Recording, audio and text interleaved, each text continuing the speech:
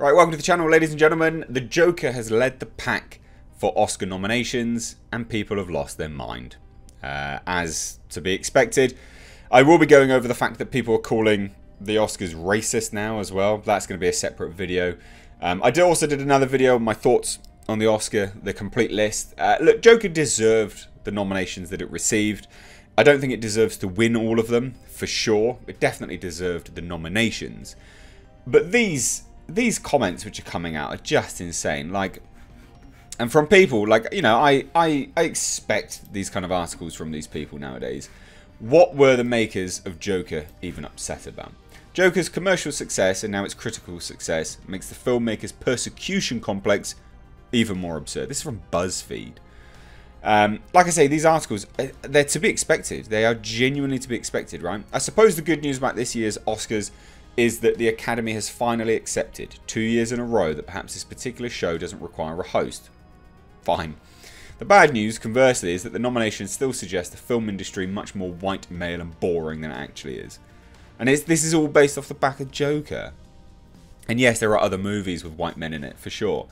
But they were even talking about 1917, which is like a war epic. And they're talking about Jojo Rabbit, again, and a comedic take on war, which is quite tragic, actually. If you watch it, you'll realise it's quite a tragic film. Now, it says this year's Oscar nominations were announced this morning, and to nearly no one's collective surprise, they're dominated by white people. There's only one black woman nominated in any acting category, Cynthia Erivo for Harriet, who's also the only non-white person, unless you count Antonio Banderas, who is Spanish, as Latinx. There are no women nominated for directing. Jennifer Lopez didn't get for Hustlers. But the thing is, you've got a woman for the soundtrack for Joker. You've also got Parasite being nominated for a lot. And also Little Women got nominated for a reasonable amount. Are you going to sit there and tell me that Parasite, just because they're not black, doesn't mean anything? Really? Parasite got nominated for a good amount, actually, to be fair. And as did Joker, you know, women. There's women in here. There's people of, you know, non-white heritage. But we've always got to bring it back to this, haven't we? And this is the argument that people make. And this is where, like, Joker comes out, and they lose their minds. But you've got to absolutely keep up that narrative that Joker didn't deserve it and Joker was boring and Joker was this. Which is hilarious because it took over $1 billion. It's the highest grossing R-rated movie of all time. It's the highest net profit comic book movie of all time. Not gross profit, ladies and gents, who seem to get confused with gross and net because they go, well, no, Endgame took more money. It didn't earn more money, though. It took more, but it didn't earn more profit. Net profit means it's completely different. So here's what they get into, right? Joker has already largely been criticised as a boring, uninteresting movie at best and a dangerous incel fantasy at worst. No. At best, it was nominated for 11 Oscars and it was lauded as an incredible movie. Very, very well made. Very, very well acted. Very, very well composed. Very, very fantastic cinematography. But no, it's just uninteresting and boring. That's why it took $1 billion fucking dollars. Hilarious. Now it says, continues, right? In the New York Times, A.O. Scott wrote, "To be worth arguing about, a movie must first be interesting. It must have, if not a coherent point of view, at least a worked out, thought-provoking set of themes, some kind of imaginative contact with the world as we know it. Joker has none of that." Oh, because the New York Times wrote it, therefore it must be true, right? Tasha Robinson at The Verge, right? The fucking Verge. You're quoting The Verge. "Joker is a deliberate and fine-tuned provocation and promise you aren't alone. The people you hate really are awful and it would be okay to act against them in any way you want." That wasn't the message of the Joker. You can put whoosh over your head, mate. Over your head. At this point, it's pretty fruitless to argue over whether Joker is any good or if it's actually dangerous. Yeah, it is, because it's none of those things. Any man angry at his lot in life can use any justification in the world to act out against other people. Often women. So can women. And they do, funnily enough. Misandrists are a thing. And the rationale doesn't need to be a movie that so clearly courts the disaffected and lonely. No, it doesn't. Plus, the movie is a verifiable success. It made $1 billion worldwide and is now getting showered with awards and accolades from the Hollywood establishment. Here we go. But there's something sour about Joker's story and how it converges with its real-world impact. It's going to spoil this movie now. So please don't email me and blah, blah, blah, blah, blah, blah. Joaquin Phoenix plays Arthur Fleck, blah, blah, blah, blah, blah. Now it continues, right? It always goes back to this whole women nonsense or wronged black women and all this kind of garbage that they talk about. In real life, director Todd Phillips also spent most of the film's publicity cycle whining and yet still whining. On October 1st, a few days before Joker's release, who directed The Hangover, he said it's hard to make comedy. He said, go try to be funny nowadays with this woke culture. There are articles written about why comedies don't work anymore. I'll tell you why. Because all the effing funny guys are like, F this, because I don't want to offend you. Which is true, like genuinely true. And this is the stuff which has come out. Now, this isn't the only one. We've got the Washington Post. As it continues, it goes down, right? The headline is basically, Oscars love mediocrity. That's why Joker got 11 nominations. And this Carl Turner bloke, seriously. There are many scenes in Joker of Joaquin Phoenix dancing around in his deranged, unhinged way. The camera bobbing and floating around him as unaccord to a tripod as our protagonist is to reality. Dancing in a grimy bathroom, check. Dancing in his underwear while fondling a gun, check. Dancing in the streets, check. Dancing on the stage, blah, blah, blah, blah, blah. Now, the Clown Prince of Crime has danced all the way to 11 Academy. It's hilarious how they're so bitter about it, aren't they? It's entirely reasonable to be upset at this development. Why are you upset about a movie? What? After all, a very dumb movie, even if it's moderately competent one. But one shouldn't be surprised Joker and the Academy group together like comic book hobos, warming their hands around. Oh, this is hilarious.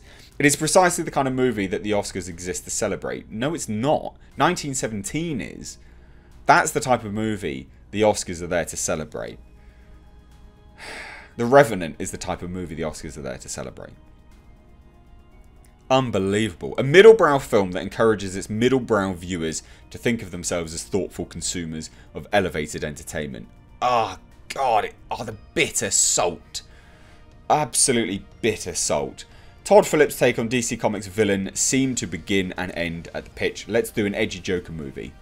We live in a society. Non-stop for 2 hours. But the thing is, you completely missed it, didn't you? You absolutely completely missed it. Seriously, seriously, seriously missed it. Now, but if none of the film's ideas are actually intelligible, the cinematic language with which it tries to articulate them is entirely legible in the easiest of ways. Phillips understands the kind of images that middlebrow audiences respond to. Basically, Washington Post thinks that everyone that watched this movie, a lot of people, are idiots. Are literally mediocrity idiots. Unreal. Joker wants to flatter its audience while it provokes to stroke its viewers' ego by letting them recognise the broad references to Martin Scorsese's Taxi Driver and the King of Comedy. It looks like those gritty New York movies. Joker is even nostalgic for them. And, so it goes, Academy members are nostalgic for them too. Taxi Driver, the King of Comedy, and Phillips's other reference points from Charlie Chaplin to Orson Welles were inevitably responding to their own social and political climates. In nodding to them, Joker is merely imitating the form of movies that speak to our times and the way we live, or something to the Oscars. That's all. That's unbelievable crap. Now again, we've got another, just the salt flows. Joker's Oscar nominations are a joke. Stop the madness. This movie is dumb as hell. This is clickbait at its finest. Look, it was fine when people liked Joker. It made $1 billion. That's understandable. Okay. It's a comic book movie with style. It won the Golden Lion at Venice. I mean, blah, blah, blah. Was not thrilled. I'm going to butcher that name, I'm sure, but it's great that a film festival thought outside the box. Joaquin Phoenix got a bunch of Best Actor attention in critics' polls and lesser awards. No problem. It's a showy performance. The guy lost so much weight, throw him a bone. As award season went on, though, it became more and more clear that the film might be a real player, not just for Best Actor. Fine, there's a long and proud tradition of nominations for overcooked performances in bad movies, but for real awards, actual serious awards, giving bodies, kept nominating the thing. The BAFTAs, the Producers Guild, my own damn union. You're an idiot. Unreal. Today, as Joker receives 11 Oscar nominations, the most of any movie, including Best Picture and Best Director, is the day that someone must stand astride the tracks and say, enough, stop the madness. Joker is not the best picture of the year. Joker is dumb as hell. So what is the best picture of the year then? Tell me. You tell me. It's okay that Todd Phillips wanted to make a Batman movie that looked like Taxi Driver. That's a fun thing to do in the context of a comic book story. The result was exactly as entertaining and dumb as you might expect. What result was not was one of the 11 or 21 or 51 best pictures of the year. To reward it as such is, well, not smart. But you haven't given the alternative. Ironic, right? That you just sit and bitch and moan, but you don't offer up an alternative. I would say Ford vs Ferrari is a strong contender. There you go. From its dumb yellow title card to its anti-heroes' dumb delusions of grandeur to its dumb absolute belief in its own transgressiveness, Joker is just as stupid as it can be. Oh my god. These people. Joker is a movie for people who think that blood splatter and dwarf jokes are daring and provocative when in fact they are extremely tired. Joker is a movie, it just goes on to call you all an idiot. Joker is a movie for people who think that movies that about class riots demonstrates actual class consciousness by a Hollywood studio when in fact the movie is porn for viewers who get off on squalor. These people just hate you. And this is why there's a disconnect between critics and audiences. It honestly just goes on and on and on. Let's take a moment to note the music cues in Joker. White Room, dumb. Rock and Roll Part 2. No more aggressively inane songs has ever been recorded. Smile, as in, though your heart is aching, come on, Ascend in the Clouds, in case you didn't catch the reference. The film's many fake-outs. Dumb, dumb, dumb. Are viewers seriously meant to believe that Arthur's cute and funny neighbour, played by Zazie Beetz, actually enjoys his stand-up routine and welcomes him into her life? We'd have to be idiots to think so, or are we meant to believe that the filmmakers intended all along for us to think we're watching Arthur's delusions? Well, that would be even dumber. Basically, you're all idiots. You enjoyed this film, you're an idiot. Considering how big the movie plays its dramatic Tyler Durden-esque reveal that actually she was never there. Either way, your references are dumb. That's what's dumb. This is a reference to she was never really there. Either way, it was annoying way back with a beautiful mind won Best Picture recycling this trick. 18 years later, if your movie shares its big twist with Last Christmas, it's neither smart nor Best Picture material. Oh, the salt.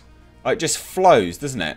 In the end, is what I find stupidest of all about Joker. How convinced the movie seems that it's daring, that it's showing us something we've never seen before. No, it knows. Ah, God, I hate it so much. Ah. Bottom line, ladies and gentlemen, it did well because it's a good film. It did well because it actually resonates with people. It did well because it speaks to empathy, but also, the fact that we really shouldn't treat people with this, a sense of degrading quality. No one felt empathy for Arthur when he was committing these tragic acts. No one with any sense. Right? You thought of it up until a point and then you realised, yeah, okay, well this is where we really need to draw the line.